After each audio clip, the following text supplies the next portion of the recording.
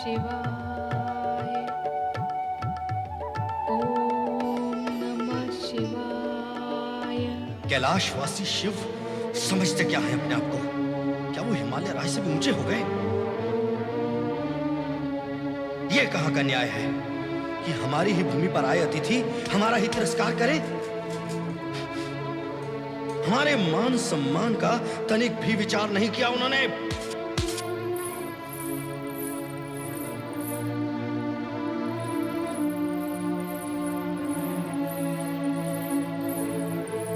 पुत्र मेना, इसमें इतना उत्तेजित होने का क्या कारण है?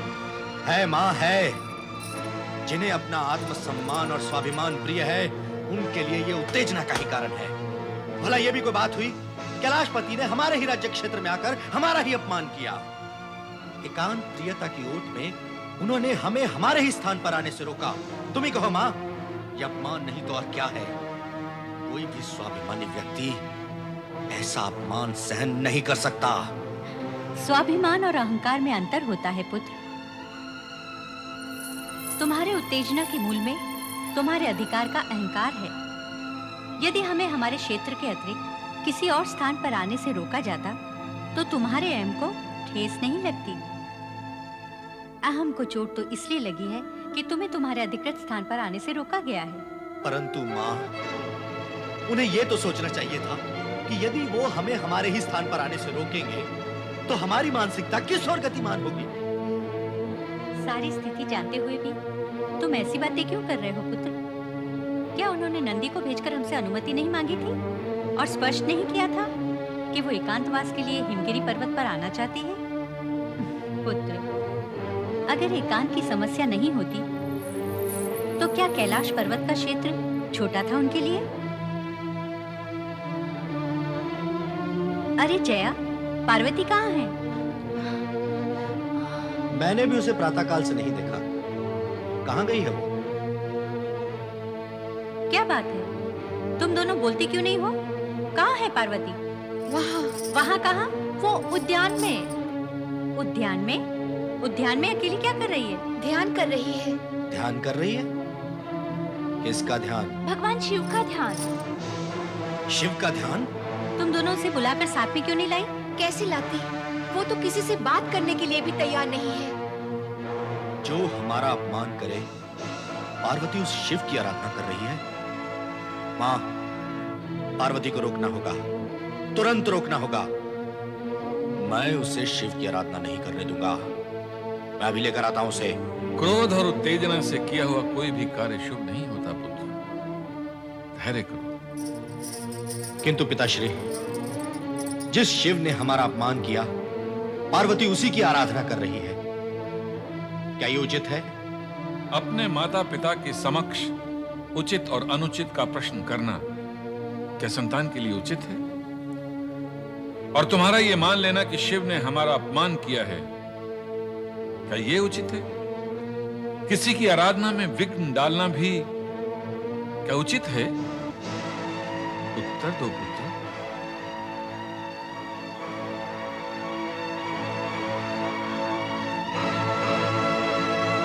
इन दोनों को कौन समझाए कि शिव लीला का रहस्य क्या है? कितने अज्ञानी हैं ये दोनों।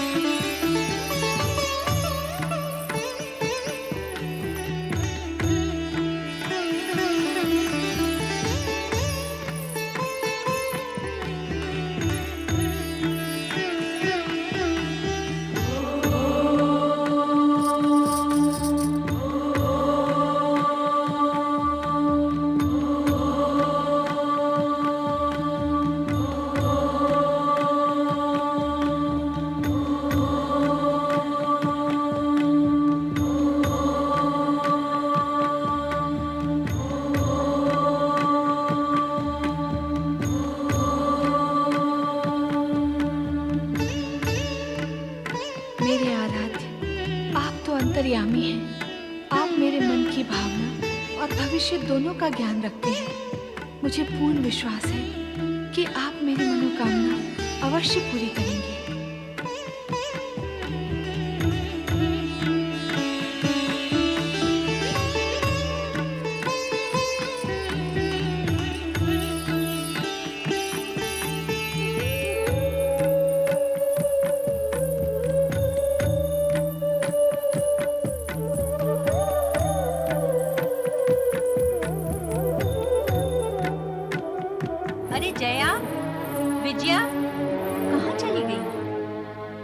क्या हुआ माँ? पुत्र, ये जया विजया कहाँ चली गई? कहीं देखा है तुमने उन्हें? यही कहीं होंगी। वो देखो, वो रही। जी महारानी जी। कहाँ थी तुम दोनों? और पार्वती कहाँ है? प्रातः काल से मैंने उसे देखा भी नहीं है। बैठी होगी वहीं उद्यान में, ध्यान लगाए। अर्थात तुम्हें भी ज्ञात नहीं कि पार्वती कहाँ है इस समय? ज्ञात कैसे होगा माँ? इन दिनों उसका कोई एक स्थान तो है नहीं। दिन भर यहाँ से वहाँ से यहाँ भटकती रहती है वो। जया, तुमने देखा है पार्वती को? नहीं, मैंने नहीं देखा।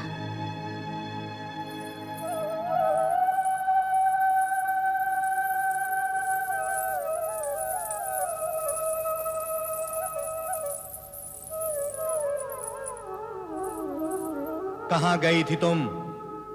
बोलती क्यों नहीं? कहाँ गई थी तू? पार्वती! मैं अपने आराध्य भगवान शिव के दर्शन और आराधना के लिए गई थी। पार्वती!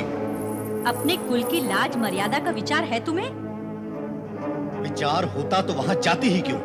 उसके पास जिसने हमारा अपमान किया। अपमान सम्मान का विचार ना भी हो तो भी क्या इसका वहां जाना उचित है? उस भस्म से लिपटे कैलाशपति और योगी के पास। भैया, मैं आपसे विनती करती हूँ कि आप उनके सम्मान में कुछ न कहें। मुझसे सुना नहीं जाएगा। क्यों नहीं सुना जाएगा? जब मैं कह सकता हूँ तो तुम मेरी बहन होकर क्यों नहीं सुन सकती? इसलिए कि वे मेरे आराध्य हैं। किसने कहा उसकी आराधना करने के लिए? आपसे किसने कहा? उनके प्रति अपने मन में दुर्भावना रखने के लिए? क्या ये मेरे प्रश्न का उत्तर है? हाँ, यही उत्तर है।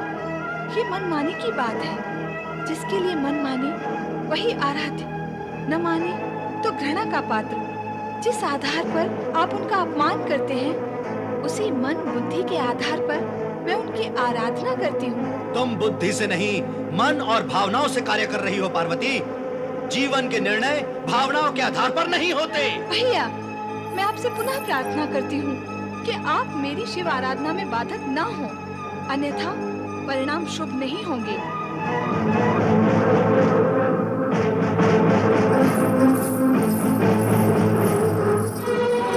पार्वती, क्या माँ और भैया को अप्रसन्न करके तुम्हारी आराधना पूर्ण हो सकेगी? सभी ओर से विचार कर लो पार्वती। मार्ग में अनेक बाधाएं हैं। मैंने पूर्ण विचार कर लिया है। मैं मार्ग की सभी बाधाओं को एक ओर करके अपने आराध्य तक पहुंच जाऊंगी।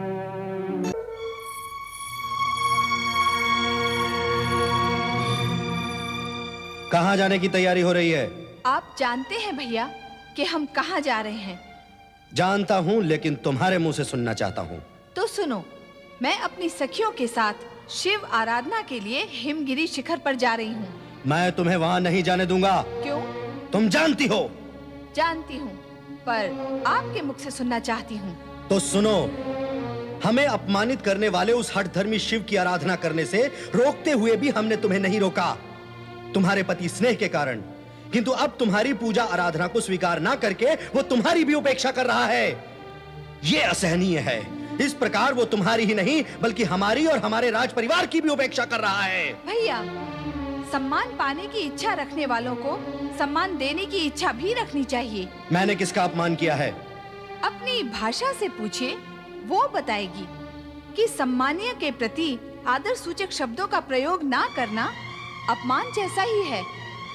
तुम्हें शिव के सम्मान का इतना विचार है, किंतु अपना और अपने परिवार के मान अपमान का तनिक भी विचार नहीं। जब तुम्हारी पूजा आराधना वहां स्वीकार ही नहीं होती तो तुम उस उपेक्षा के उपरांत वहां क्यों जाती हो? क्या है तुम्हारे पास इस प्रश्न का उत्तर? पूजा आराधना स्वीकार होने में कितना समय लगता है, अथवा आराध्य अपने भक्त की पुकार कितने समय में सुन लेते हैं? इस प्रश्न का उत्तर है आपके पास? अच्छा, तो अब तुम तर्क से अपना मार्ग प्रशस्त करना चाहती हो, किंतु मैं तुम्हें वहां नहीं जाने दूंगा। मुझे जब तब से रोकने की चेष्टा व्यर्थ होगी भैया। ये क्या तर्क वितर्क चल रहा है तुम दोनों में? पिताजी, मैं आपसे, माँ और भैया से हाथ जोड़कर विनती करती हूँ कि मुझे शिव आराधना करने से ना रोकें। यदि रोका गया तो मेरे लिए अहितकारी होगा। पुत्री, जो तुम्हारे अहित में होगा वो हमारे हित में भी नहीं होगा। पिताश्री, आप पार्वती के शब्द जाल में ना आए। तो तुम्हारे क्रोध जाल में आ जाओ मेनाक। बुद्धि से काम लो पुत्र। जो हमारा अपमान करे वो हमारा शत्रु है। क्या अपने शत्रु का विरोध करना बुद्धिहीनता है? बिना सोच विचार किए किसी के प्रति शत्रु भाव रखना बुद्धिहीनता ही है पुत्र। भला शिव हमारे शत्रु कैसे हो सकते हैं? इससे पूर्व भी तुम्हें कहा था मैंने, भगवान शिव हमारे यहाँ अल्पकाल के लिए एकांतवास के निमित्त आए हैं। अल्पकाल के लिए पुत्र कारण किसी के प्रति शत्रु भाव रखने से उसे तो लेश मात्र भी हानि नहीं होती है, किंतु स्वयं की हानि हो जाती है और उस हानि से शेष कुछ नहीं बचता। पुत्री पार्वती, तुम अपनी सखियों के संग जाओ और भगवान शिव की आराधना करो। शिव शिव शिव, क्या है ये शिव? किस लिए पिताजी ने पार्वती को उसकी आराधना की आज्ञा दे दी? पिताजी को क्या हो गया है? और फिर एक राजकुमारी का किसी योगी के साथ इस प्रकार का रागात्मक संबंध, क्या ये राज परिवार के लिए शोभा की बात है? नहीं, ये अत्यंत अशोभनीय है। वो बभूतधारी, वो पार्वती का पति बनने के योग्य नहीं है। नहीं, मैंने निर्णय लिया है कि पार्वती को तपस्या की अनुमति दे देनी चाहिए। क्यों दे देनी चाहिए अनुमति? क्या तुमने ये प्रश्न मुझसे सोच विचार कर किया है? तो फिर कैसे प्रश्न पूछते हैं? पिताश्री, आपको मेरे प्रश्नों का उत्तर देना ही होगा। बताइए, कौन है ये शिव? कितनी बड़ी विभूति है ये शिव, जिसके लिए हमारी बहन पार्वती को कठोर तपस्या का कष्ट उठाना पड़ रहा है? मुझे बताओ तो, सत्य क्या है, तथ्य क्या है? कौन है ये शिव? ये शिव, ये शिव, ये शिव, ये शिव।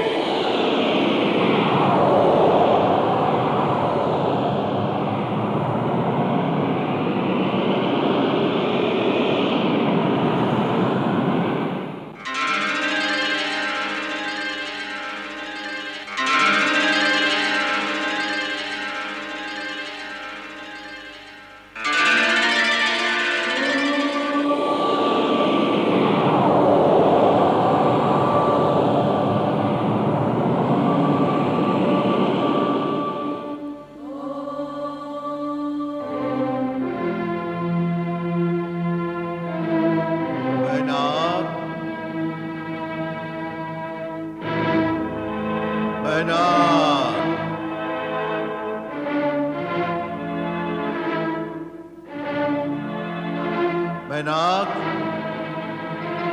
मैनाक, कौन हो तुम? वही जिसे तुम खोज रहे हो, जिसके लिए तुम विकल हो। नहीं नहीं, मैं विकल नहीं हूं। मुझे क्या आवश्यकता है तुम्हें खोजने की? आवश्यकता है। कहा ना, नहीं है। स्वयं अपने साथ छल मत करो। कैसे हठधर्मी हो तुम? और तुम हो कौन? वही जिसे तुम्हारे भीतर रहना था, किंतु बाहर रहना पड़ रहा है। शब्द जाल में मुझे मत उलझाओ और अपना परिचय दो। मैं तो तुमसे भली भांति परिचित हूं। तुम भी मुझे जान लो। मैं शिव तत्व हूं। तो तुम परिचित हो मुझसे? बताओ मैं कौन हूं? तुम अज्ञान हो। शिव तत्व, जब जानते हो कि मैं अज्ञान हूं तो फिर दूर रहो। क्या तुम्हें मुझसे भय नहीं लगता? दुर्बल से कैसा भय? दुर्बल? मैं दुर्बल? तुम मेरी शक्तियों से परिचित नहीं हो। मैं यदि किसी प्राणी के मन बुद्धि में बैठ जाऊं तो पल ही पल में लाखों प्राणियों को मृत्यु के मुख में धकेल सकता हूं। मेरी शरण में आकर ही हिंसा रक्त की नदियां बहा देती है, परिवार से लेकर राज्य तक उसमें लील जाती है। मेरे चरणों का आश्रय पाकर ही ईर्ष्या, कुबुद्धि, दुर्भावना, दुष्कृति, युद्ध, कलह, विवाद और शत्रुता को जन्म देती है।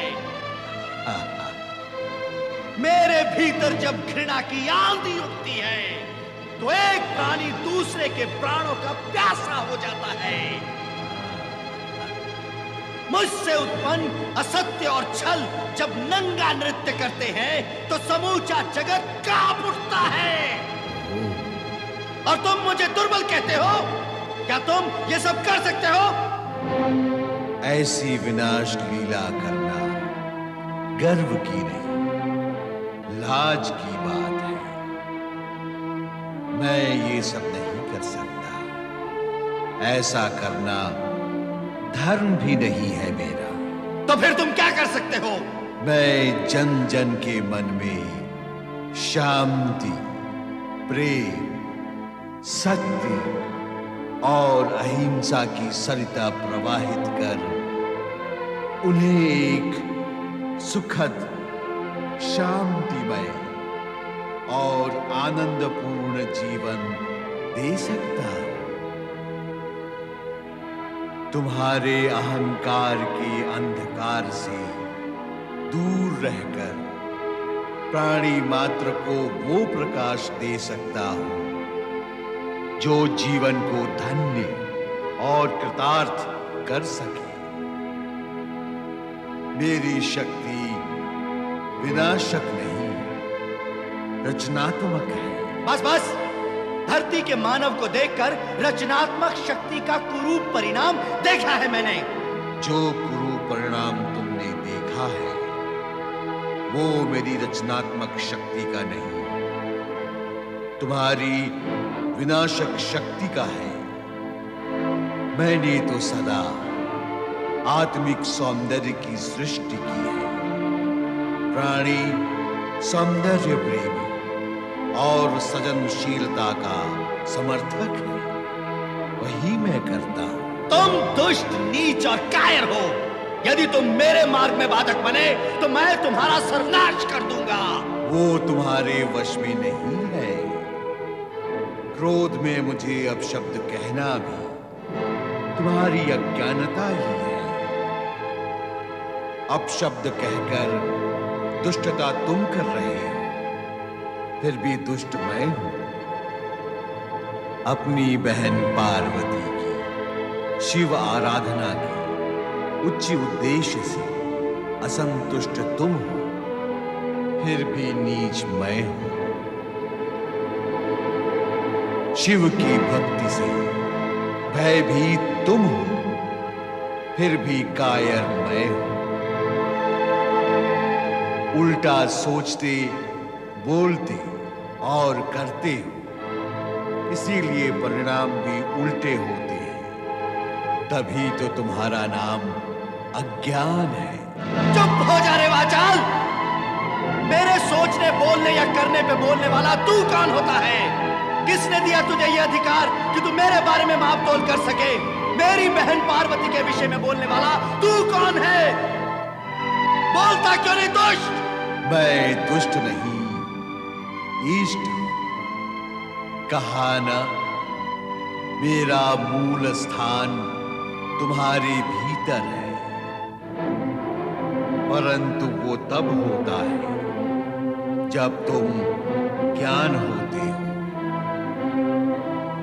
जब अहंकार का तुम्हें ढककर अंधकार में ढकेल देता है। तब तुम ज्ञान नहीं रहते, अज्ञान हो जाते हो। तब मैं भी वहां नहीं रह सकता, बाहर निकल आता हूं। रे अधम, मुझे अहंकार और अंधकार से ढका हुआ अज्ञान कहने का साहस तूने कैसे किया? जानता है, मैं जो भी कुछ सोचता, कहता और करता हूं वही रीति और नीति संगत होता है। यही है वो अहंकार यही है वो अंधकार और यही है वो अज्ञान जिसके कारण जगत में अशांति व्याप्त होती है।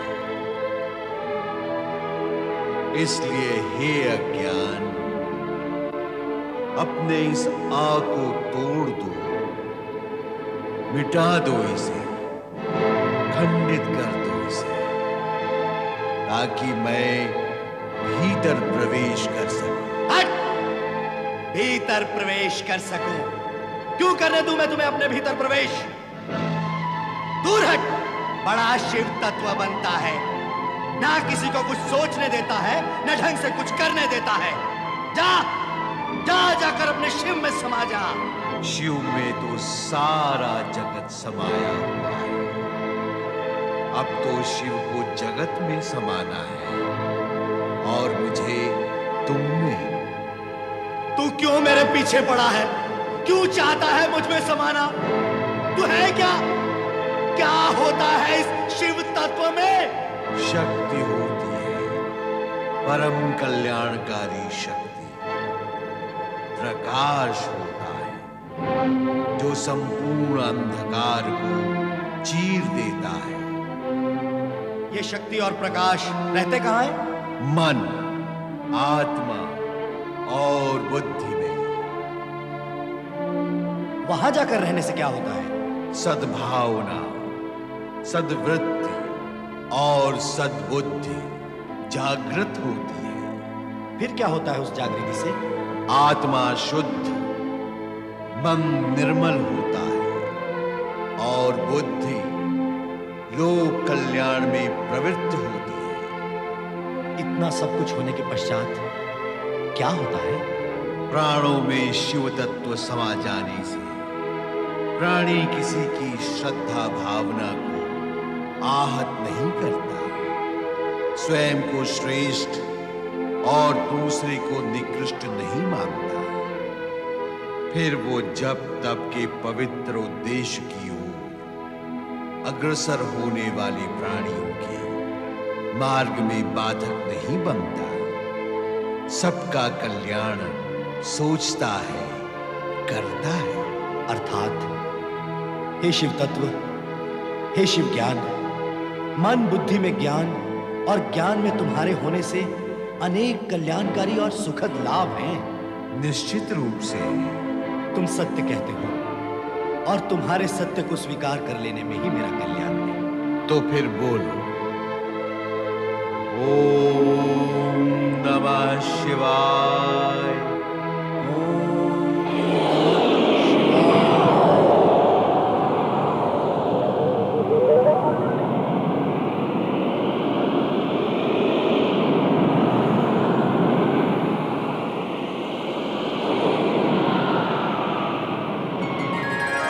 हे शिव ज्ञान,